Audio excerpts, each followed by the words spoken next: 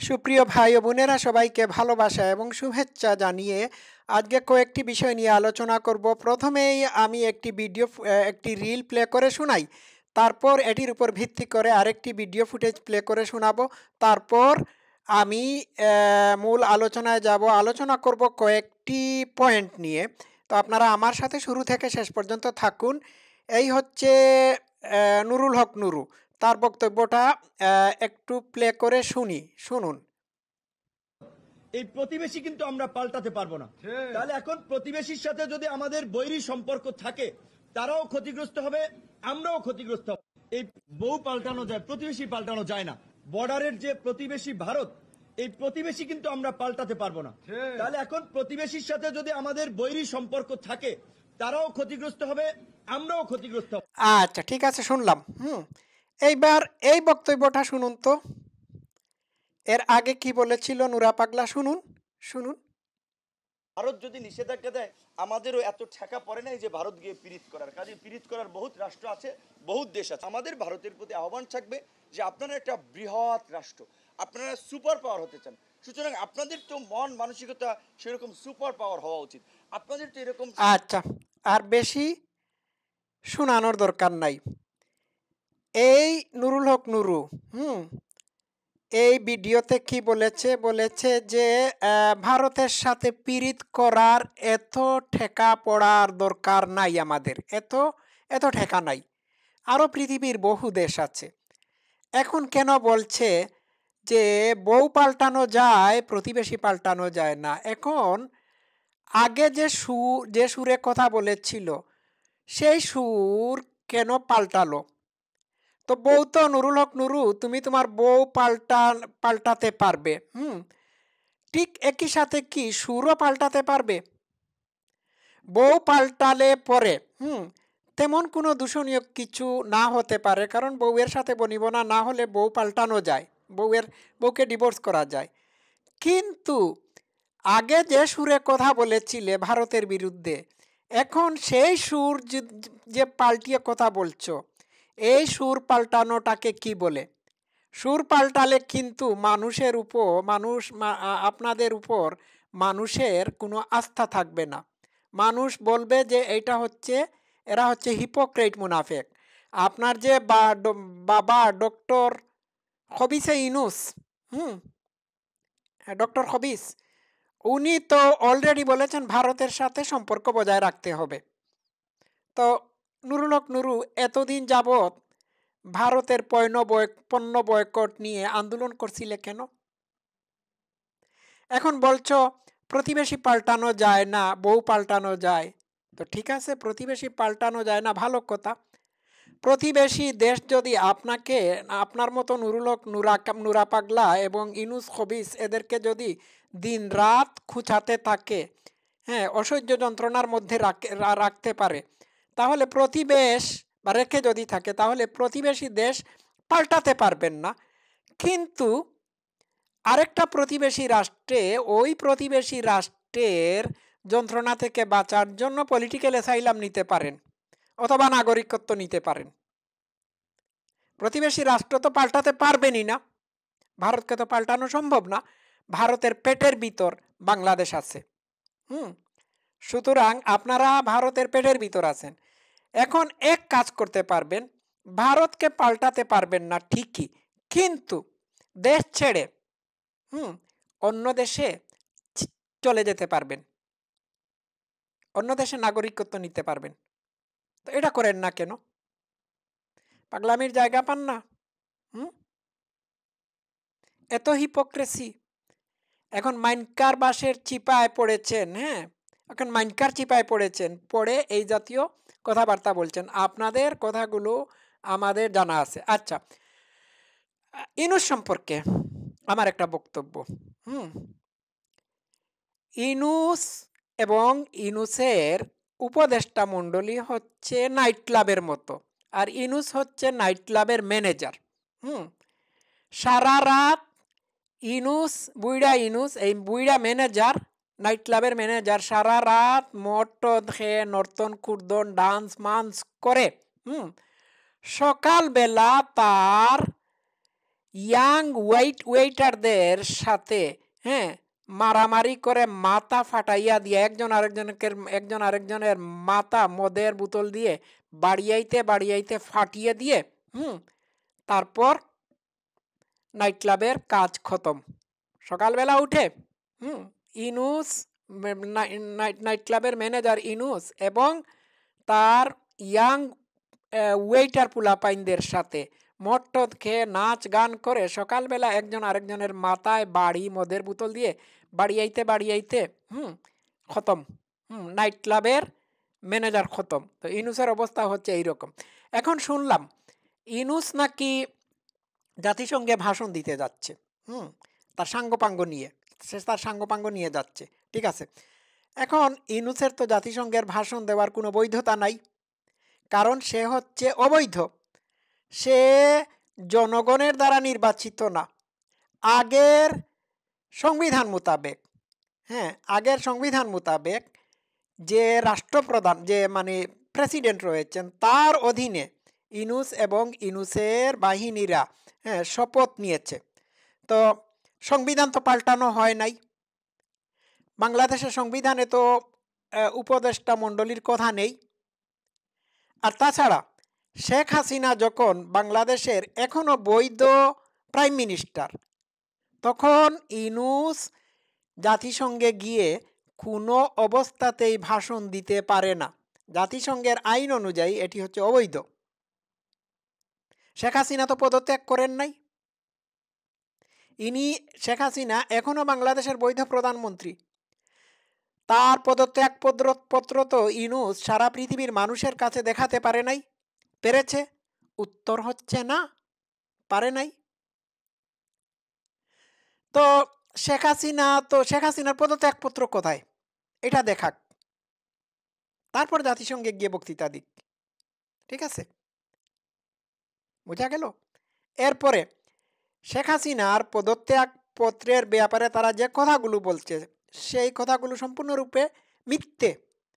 কারণ কোনো মোটা বইয়ের মধ্যে কেউ পদত্যাগপত্র লিখে না। তো শেখ হাসিনার পদত্যাগপত্র কই? উনি তো দাবি করছেন উনি পদত্যাগই করে নাই, উনি এখনো বৈধ প্রধানমন্ত্রী। তাহলে ইনুস তো জাতিসংঘে বক্তৃতা দিতে পারেই না। এবার লোন ঠেলা। আচ্ছা, গেল এই কথা। আরেকটি আমি আরো কয়েকটা পয়েন্ট এইখানে মেক করি। এই সরকার তো অবৈধ, কারণ জনগণের দ্বারা নির্বাচিত সরকার না। এক। দুই হচ্ছে এই সরকার, এই অবৈধ সরকার সব অবৈধ কাজ করেছে। যেমন আমি বলি, শেখ হাসিনার পতন ঘটানোর পর তারা জোর করে ক্ষমতা দখল করে। ক্ষমতা দখল করার পর সর্বপ্রথম এই সরকারের অধীনে এই উপদেষ্টা মণ্ডলীর সাথে কাজ করতেছে যে সেনাপ্রধান, এখন যে সেনাপ্রধান কাজ করতেছে, সেনাপ্রধান প্রথমে এই জামাত ইসলামের আমিরের সাথে মিটিং করলো। তো যে জামাতি ইসলামী বাংলাদেশে নিষিদ্ধ সংগঠন, লিগেল না, সেই ইললিগেল সংগঠনের সাথে বাংলাদেশের সেনাপ্রধান কিভাবে আলোচনায় বসে? এটা তো হলো না।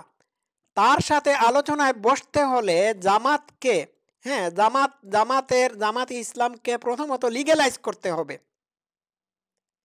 আইন মোতাবেক লিগেল না করে জামাত ইসলামের আমিরের সাথে সেনাপ্রধান এবং উপদেষ্টা মণ্ডলীর উপদেষ্টাদের মিটিং কিভাবে হয়? এটাও তো অবৈধ, ঠিক না? জামাত ইসলাম এখনো তো অবৈধ, নিষিদ্ধ সংগঠন। জামাত ইসলামকে কোন কোর্টের রায় দিয়ে বৈধ করা হলো বলুন? এটা কি মগের মুল্লুক? জামাত ইসলামকে বৈধ করবে, ঠিক আছে, বৈধ করার জন্য আইনি প্রক্রিয়ার মাধ্যমে তো যেতে হবে না? এটা কি আপনারা করেছেন? উত্তর হচ্ছে না। তাহলে একটা অবৈধ রাজনৈতিক সংগঠনের সাথে এই সরকারের দফা রফা হয় কিভাবে? এটা তো মেক সেন্স করে না। এটা কোনো রাষ্ট্রে হয় না। আচ্ছা, গেল এইটা। এটা আমি পয়েন্ট মেক করলাম, আপনারা খেয়াল রাখবেন।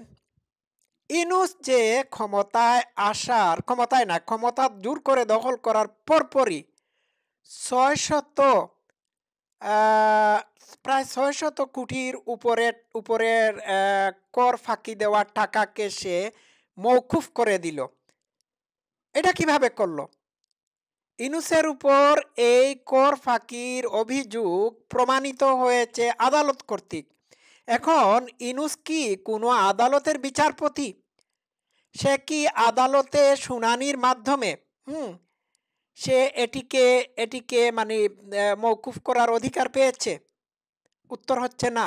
তাহলে কোন কোর্ট ইউনূসের এই এত কোটি কোটি টাকাকে মওকুফ করে দিল বলুন তো দেখি? এটাও তো অবৈধ। এই ইউনূস সম্পূর্ণরূপে একটার পর একটা অবৈধ কাজ করে যাচ্ছে, দেশের আইন লঙ্ঘন করার কাজ করতেছে। গেল এইটা। আরেকটা পয়েন্ট আমি মেক করি এইখানে, সেটি হলো যে ইউনূস ক্ষমতা জোর জবরদস্তিমূলকভাবে দখল করার পরে কনভিক্টেড আসামিদেরকে বা ক্রিমিনাল বা জঙ্গিদেরকে জেল থেকে বিনা বিচারে ছেড়ে দেওয়া হচ্ছে। প্রায় ৬ জন জঙ্গিকে জেল থেকে বিনা বিচারে ছেড়ে দেওয়া হয়েছে। এর মধ্যে একজনের নাম হচ্ছে সুইডেন আসলাম, একজনের নাম হচ্ছে পিচ্চি হান্নান, আর আরেকজন হচ্ছে হরকাতুল জিহাদ বা কি জানি একটা অবৈধ সংগঠন, নিষিদ্ধ সংগঠন। এই সংগঠনের প্রধানকে জেল থেকে বেকসুর খালাস দেওয়া হয়েছে। এটাও তো অবৈধ কাজ। তাহলে বোঝা যাচ্ছে যে দেশে কোনো বিচার নাই। দেশে সেইটাই বিচার যেটা ইউনূস তার মুখ দিয়ে রায় দেবে। ইউনূস যা বলবে সেইটাই হচ্ছে দেশের বিচার। মগের মুল্লুক, এর চেয়ে স্বেচ্ছাচারিতা এবং স্বৈরাচারী আচরণ আর কি হতে পারে বলুন তো দেখি? আচ্ছা, গেল এইটা। আপনারা বিষয়টা বুঝতে পারছেন তো? আচ্ছা, আরেকটি পয়েন্ট হলো, এটা আমার না বললেই হয় না, সেটি হলো যে এরা এই জঙ্গি সন্ত্রাসীরা, ইসলামিস্ট জঙ্গিরা তাদের ফলোয়ারদেরকে নিয়ে গণভবন লুটপাট করেছে। মেনে নিলাম শেখ হাসিনার প্রতি আক্রোশের কারণে গণভবন লুটপাট করেছে, মেনে নিলাম লজিক্যাল ফ্যালাসির জন্য। কিন্তু এই মেনে নেওয়াটাও যাবে না, এটা উচিত না। আচ্ছা, মেনে নিলাম এটা করেছে, ভালো কথা। বঙ্গবন্ধুর স্মৃতি বিজড়িত বাসভবন কেন পুড়ালো? এটার পিছনে উদ্দেশ্য কি ছিল? সেনাবাহিনী কেন এই জঘন্য কাজ করাটাকে প্রতিহত করতে পারল না? কারণটা কি? এটার উত্তর পেতে হবে। আপনারা মনে রাখবেন, এই বঙ্গবন্ধুর বাসভবন থেকে স্বাধীনতার ঘোষণা দেওয়া হয়েছিল। এইখান থেকে ৬ দফা আন্দোলনের পরিকল্পনা করা হয়েছিল, যে ৬ দফার ভিত্তিতে পাকিস্তান থেকে বাংলাদেশকে আলাদা করা হয়। এই ৬ দফা ছিল আমাদের স্বাধীনতার অন্যতম ভিত্তিস্বরূপ। এইখান থেকেই পাক হানাদার বাহিনীদের বিরুদ্ধে আন্দোলনের সকল পরিকল্পনা করা হয়। বুঝতে পেরেছেন? এইটা বঙ্গবন্ধুর বাসভবন না বা স্মৃতি বিজড়িত কোনো জায়গা না, এটি হচ্ছে বাংলাদেশের জাতীয় সম্পদ। এটির সাথে আমাদের জাতির স্বাধীনতা সার্বভৌমত্বের ইতিহাস জড়িত। এটিকে নষ্ট করার জন্য যখন মানে মানুষ এগিয়ে আসছিল, জঙ্গিরা এগিয়ে আসছিল, তখন আর্মিরা প্রতিরোধ করে নাই কেন? তাহলে বোঝা যাচ্ছে আর্মিদের মধ্যেও ইসলামিস্টরা ছিল। ঠিক আছে, গেল এইটা। এখন একটা পয়েন্ট আমি মেক করি। ভারতকে যে জিন্না, মুহাম্মদ আলী জিন্না 2 ভাগ করেছিল দ্বিজাতি তত্ত্বের ভিত্তিতে, সেই জিন্নার বাসভবন এখনো ভারতের বোম্বের মালাবার হিলে আছে। কই? এটিকে তো ভারত সরকার নিশ্চিহ্ন করে দেয় নাই। ভারতের ভারতের মানুষ জিন্নার উপর ক্ষোভ প্রকাশ করার জন্য এটিকে তো জ্বালিয়ে দেয় নাই, দিয়েছে? উত্তর হচ্ছে না। তাহলে বাংলাদেশে এটি হলো কেন? কেন হলো? এর জবাব দিতে হবে। এবং এই ইউনূসকে এই সব প্রশ্নের উত্তর দিতে হবে এবং এই সব অপরাধের জন্য, এই সব অবৈধ কাজের জন্য ইউনূসকে বিচারের কাঠগড়ায় দাঁড় করাতে হবে। ইউনূস হচ্ছে বাংলাদেশের জাতীয় দুশ্মন। একে প্রতিহত করুন। সবাই ভালো থাকবেন। Love you all. Thank you so much.